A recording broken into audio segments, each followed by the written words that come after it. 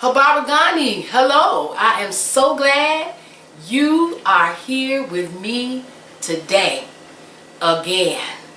We have so much to talk about. Healthy actions intervening responsibly, known as HAIR. We are doing the work across the nation addressing adultification of children. Yep, when we put adult responsibilities and roles and expectations on children, the outcomes are not always so good. So we do need to be aware. So I'm here to raise the awareness of the impact adultification has on children. And there is something every single adult can do to change the way children are having experiences in their childhoods.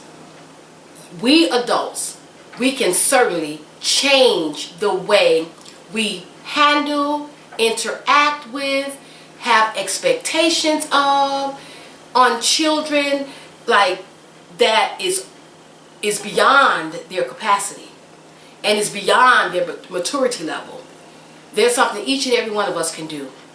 And so I'm here today talking with you again about this issue. So today I'm going to talk about cognitive deconstructive. I know that's a tongue tire, right? Cognitive deconstructive, which is characterized by lack of emotion, emotional numbing, absence of any sense of the future, a concentration on the here and now, which means not seeing past today or not seeing past right now, and the absence of meaningful thought. I have heard a lot of teenagers, and I don't even go and say younger than that. I've heard a lot of 10 and 11-year-olds who say they don't have any emotions. They don't express their emotions. They have numbed their emotions. They don't have a sense of the future.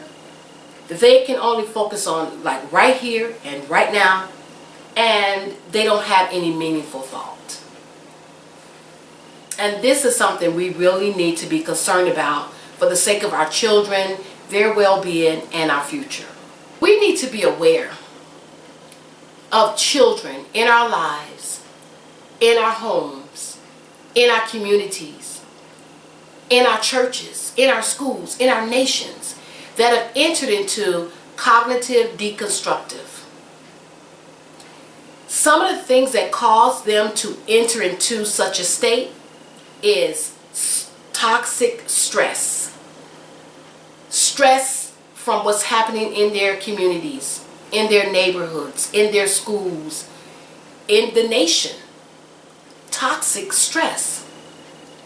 Toxic stress is powerful. It is powerful, frequent, and unyielding, and largely unmeditated by adult support. Where children feel a sense of overwhelming, a sense of not being heard, a sense of being silenced, a sense of not being understood. A lot of times it's due to the lack of adult support. Where a lot of times adults decide, if you're going to get my support and you want my support, you have to do it my way. If you want my resources, if you want help, you have to do it my way. Which then a lot of times means you have to see it my way. And if you don't see it my way, see it my way. Learn to see it my way. Do what you got to do to see it my way. Just see it my way. And so what we've learned and what we know is that toxic stress hijacks the immune system. It hijacks the body's immune system and the developing brain. So there's a lot going on when toxic stress is present. And certainly there's a lot going on when there's toxic stress for children. They're already learning, developing, learning how to connect socially, learning family members, learning what works, learning what doesn't work, learning how to stay out of trouble, learning how to get out of trouble. I mean, there's a whole lot going on in these little bodies and in these little minds. So then to have stressful events on top of that, and then to not be supported by trusting, caring, and loving adults makes it double challenging, triple challenging. So a child who experiences racism on a daily basis, lives in an unsafe neighborhood, and experiences community violence on a daily basis certainly is experiencing toxic stress.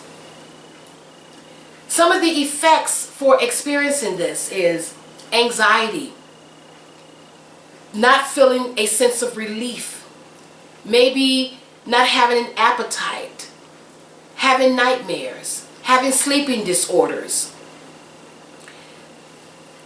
finding ways to cope, which some children are using alcohol, some have started smoking, some are using drugs. And I was surprised. I was very surprised when I learned that some children start using drug and alcohol as young as 8 years old. Those children started feeling a sense of being trapped, overwhelmed. There's nothing that can be done about this. I can't express how I'm feeling. I better just be quiet. I better just shut up and just deal with it. And they have found their own way of coping. And again, unfortunately, a lot of children have turned to drugs and alcohol. The deterioration in the quality of their work might be some of the effects of toxic stress. Or maybe losing interest in school, losing interest in their favorite subjects in school, losing interest in games and sports, not having the energy or the strength to keep up or to do what is expected of them. And then the other thing is how this grows up with children and continues on and follows them into their adulthood, where we might see them having challenges with maintaining relationships.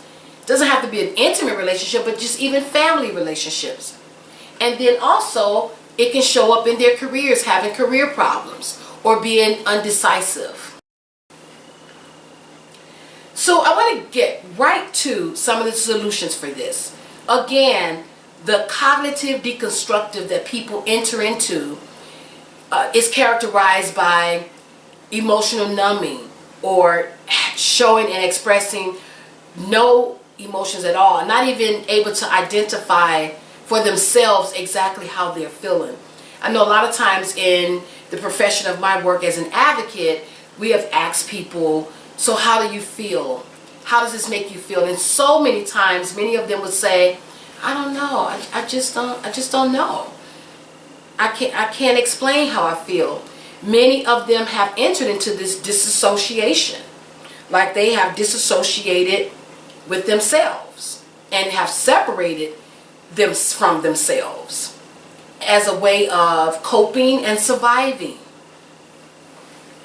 So some of the solutions, if we're going to do this work and try to be more available for our children as an emotional support person, we need to make sure that our own cups are full. It is said, you cannot pour from an empty cup, which is true. We cannot drink from an empty cup. So then that means looking at ourselves and taking care of our own care, self-care, needs, health needs, even being aware of what is it that we need. What is it that we need for now? What is it that we need for a livelihood or for survival? What is it that we need? And looking at ourselves is the first step. Make sure your cup is full. And I have a short list here I'd like to offer. Reflection. Reflecting on the past? Do you feel safe to reflect on the past? Do you feel emotionally safe?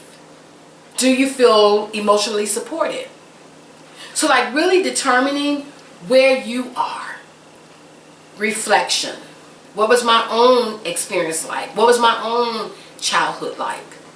Where did I feel silenced? Where did I feel rejected?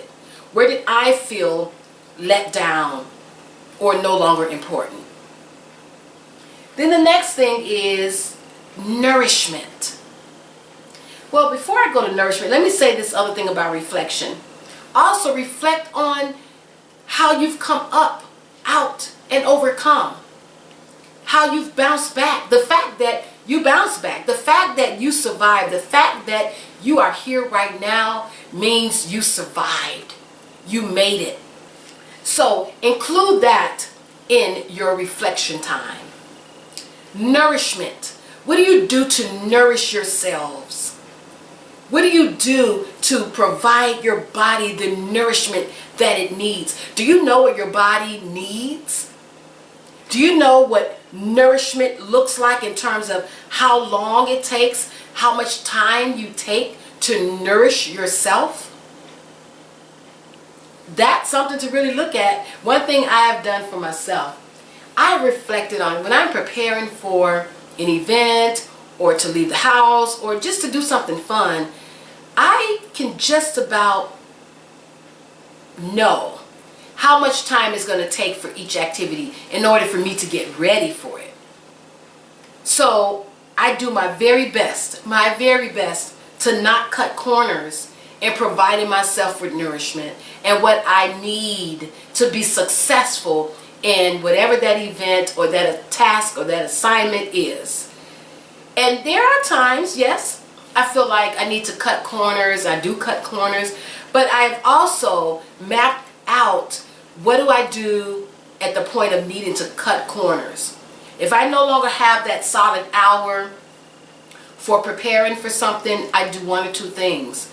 I reschedule it so that I'm still good to myself. Or I have that plan B, which consists of, here's the shortened version of it, which means maybe I won't spend as much time in that activity that would need much more of me, or I would completely look at, I'm just trying to think of some examples right now. I am going to, well, I think I have a perfect example. So I'm very fashionable. I love fashion, like from the head to the toe, hairstyles and everything have to work with, you know, my ensemble and what I'm wearing and so forth. So what I might do in terms of cutting corners, I might have one outfit in mind where I need to do the full piece from head to toe. But my cutting corners might look like, okay, choosing an outfit where I can put on a head wrap, or I can wear a cap, or I can just jump in flats or jump in gym shoes. So that for me would be like, okay, that's how I cut corners. So there's my example. So, you know, reflection and nourishment. Then the next thing is connection. As people, it's important that we connect with other people. So important. Connectivity is important for me. And yes, it is in my cup. Connectivity. None of us should feel that we are an island all on our own, or we're working in silo. I've worked with several people, advocates across the nation, who felt like they were working in silo, and in many cases they were. And so sometimes when you get used to working in silo, it can take a lot of work and efforts to rebuild, or to rebuild when you get a tribe, you get a circle, you get a community. Those that enter into that work with you, that becomes work. Because it's like now you're learning other people, their styles, how they bring themselves, how they show up, how they see things. So now, yeah, it's time to do some rebuilding. And that's something I wish I had known a lot earlier in my life, is that many times I felt like I was working in silo. I felt alone in my work. But then when this support came, the team came, the tribe came, then that was a lot of work for me.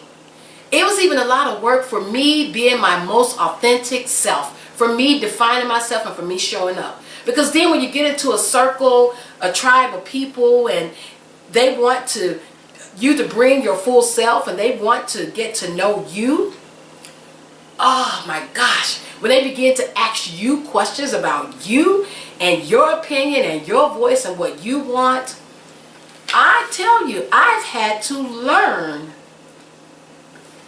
in the midst of that about me, which caused me to go deeper. And then going back to that emotional numbing, I then learned some areas of my life that, yes, I had numbed myself. And then how do I bring myself out of this emotional numbing that was like a safe place for me, or my comfort zone, or where I wasn't challenged. You know, it's just, I'm shut down, my emotions shut down, I don't have any emotions. As simple as that. Let's go with that. That's just so easy to do. So then that became some work. Then the next thing is alone time. Before, I did not really like alone time because I didn't know what to do. The silence was so awkward. Silence with myself was so awkward. Well, what do I do now? It was so awkward. Having been used to taking care of others, being a caregiver, it can be challenging when you get to a moment of having some alone time. And now I've grown to appreciate having alone time. It's so necessary and allows you to sit and hear your inner voice, and sit and be with your inner self, or sit and talk to God.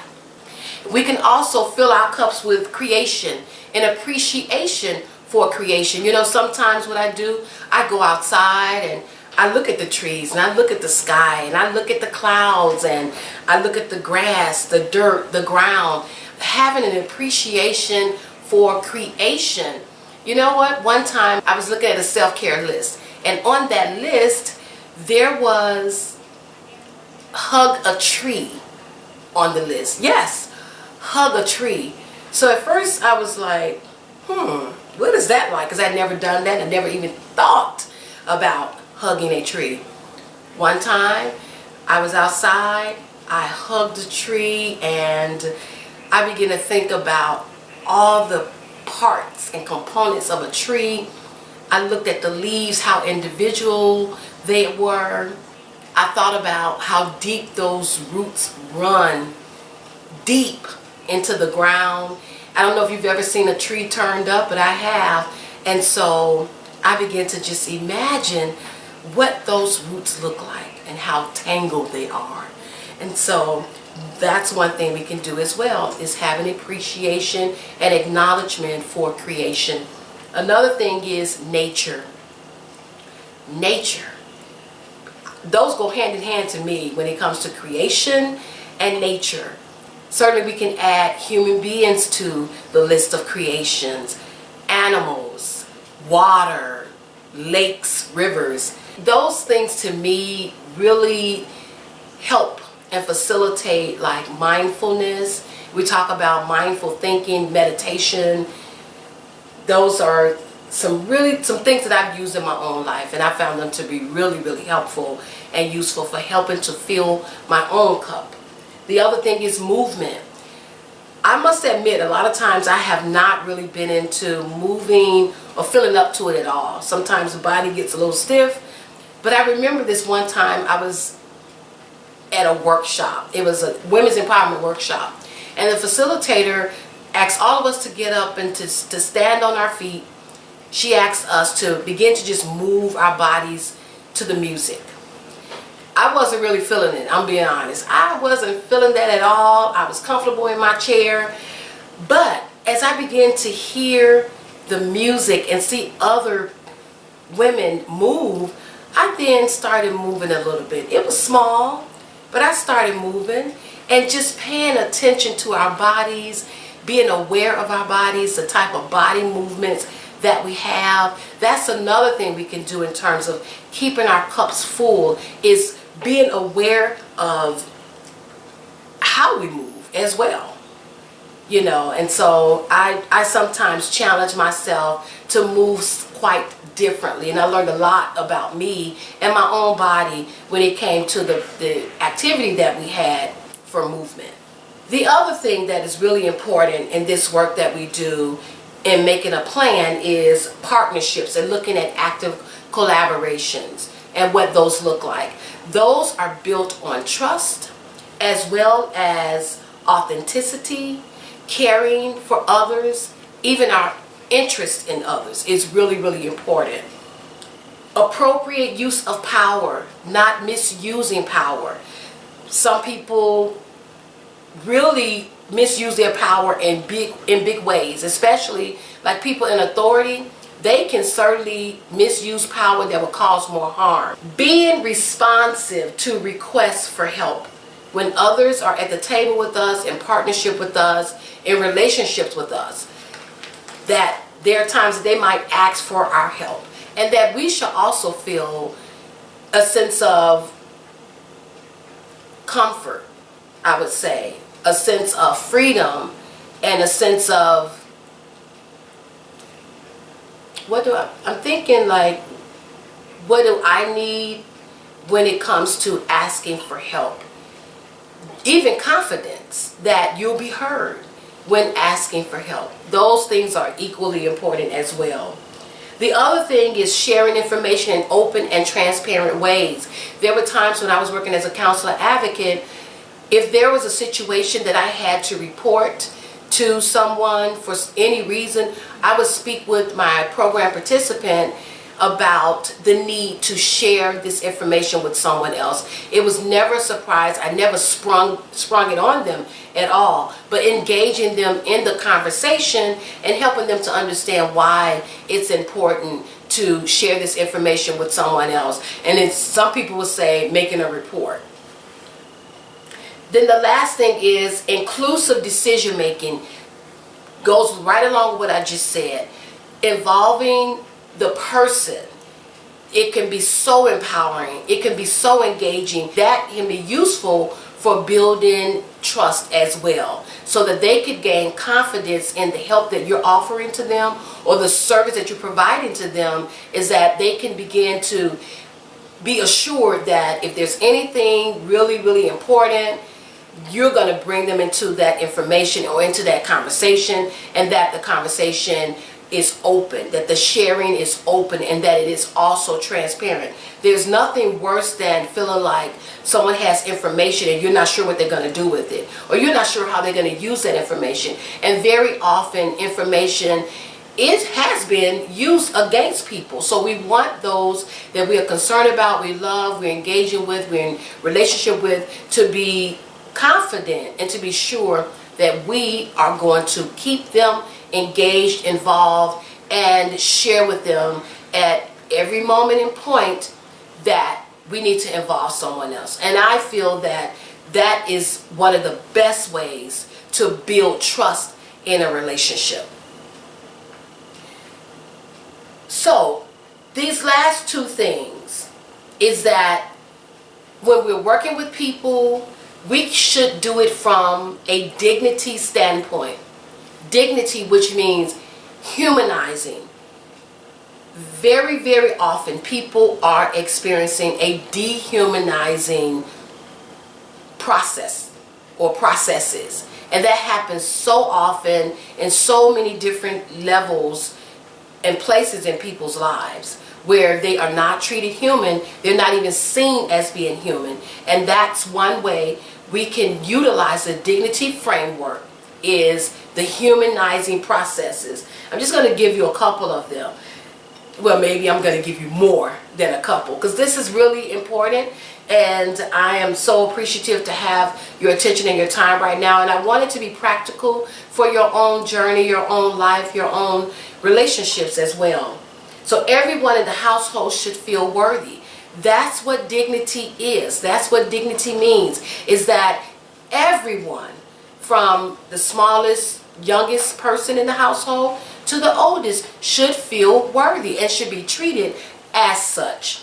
The other thing is there are even power structures in the household. That's something we also want to take a look at, which means there's some in the household who have power, which means they have a voice, and then there are others in the household who don't have a voice. You know, the other day I was speaking with someone and they had shared that people in a household can be treated very, very different if they aren't blood family, if they sleep on the couch, if they don't make money, if they don't have a way to bring in resources into the household.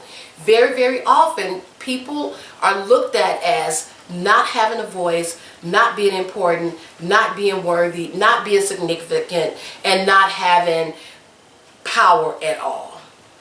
So those are things we really want to take a look at. The other thing is who in the household gets honor, who gets respect, who is dishonored, who gets no respect. These are things I believe is very important when we're fostering relationships, when we're building relationships, when we're collaborating with one another, is that everyone should be handled from a place of dignity. The other thing is guilt-free joy. Guilt-free joy. Do you know that there are people who don't feel that they are worthy or deserve to even take care of themselves? There are people that I've heard that feel guilty about taking time to sit in a bath and just soak, taking time to wash their hair, taking time to sit down and read a book. When is the last time someone in your household felt that they could take the time to read an entire book without even coming out of that book and engaging others or acknowledging others, which means, once again, that can be considered as time for self and time alone. There are a lot of people that feel guilty about spending a dime on themselves, meeting their needs, their essential needs first. So dignity says there should be, we all deserve guilt-free joy. How am I able to serve you? How am I able to serve you? And to have joy about that, and to feel honored to serve others. When we learn about people's adversities or their experiences, how do we use that information? Do we use it as a weapon? Do we throw it up in their faces? Remember the last time I did this for you, the last time I did that for you, the last time that you was going through, the last time you had that car accident and I was there. How are we using information that are seen to be traumatic for others or adverse situations?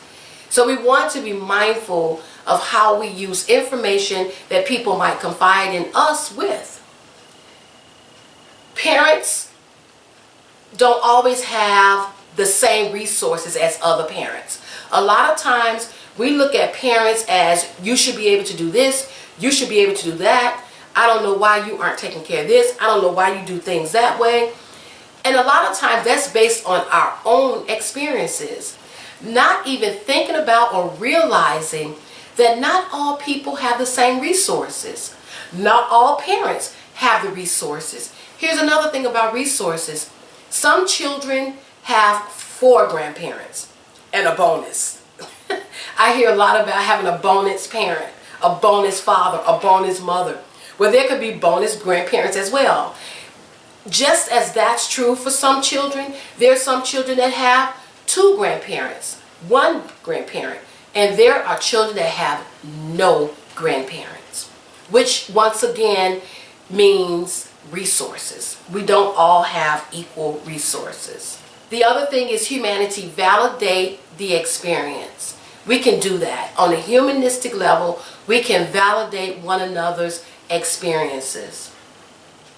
Value another's humanity through shared community experience. Shared community experience. I can tell you, we African American people, we have multiple shared experiences within our community.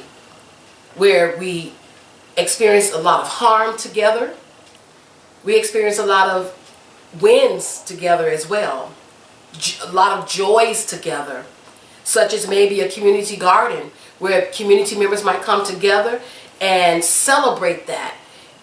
Might even recall their experiences of turning up soil or putting seed in the ground. So there are lots of community experiences that are shared amongst us, as well as there are lots of traumatic ones as well. So that's another way we can validate one another's experiences. And I remember when I was growing up as a child, there would be maybe a fire down the street or a car accident or even a fight.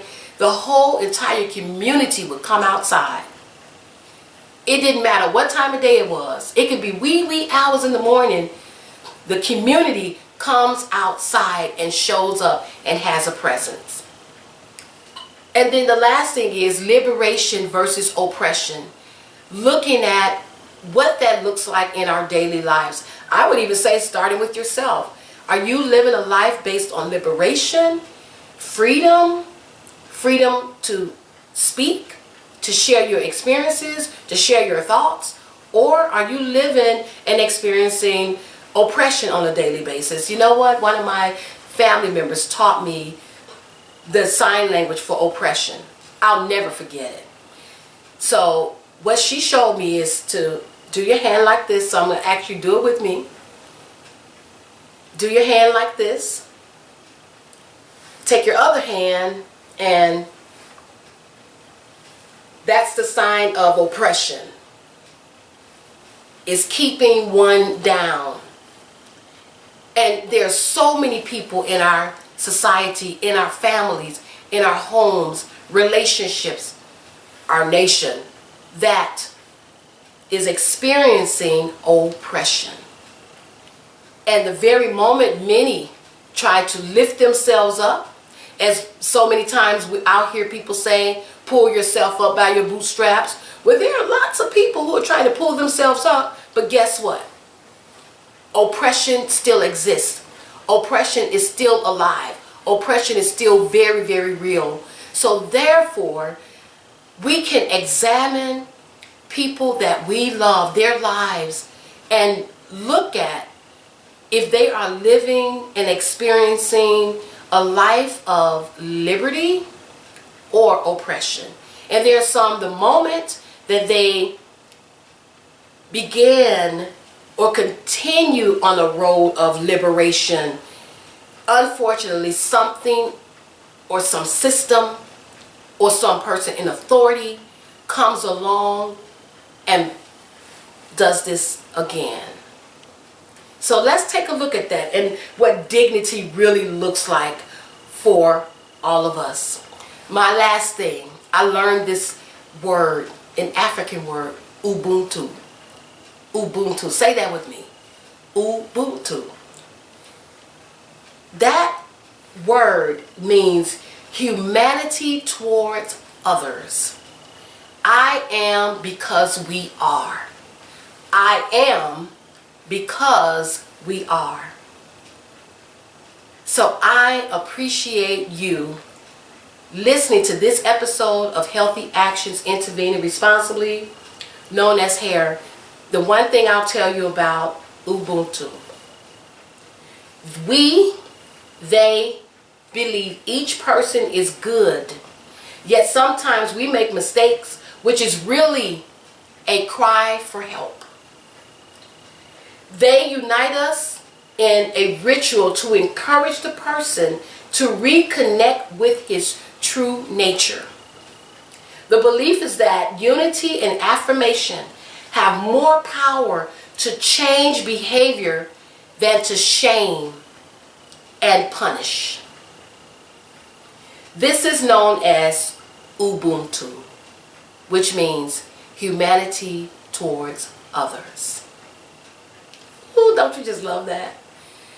Well, thank you again for being with me today. I love this stuff. I'm telling you, I love it so much. And there's so much more to come. And again, I look forward to seeing you at another episode of Healthy Actions Intervening Responsibly.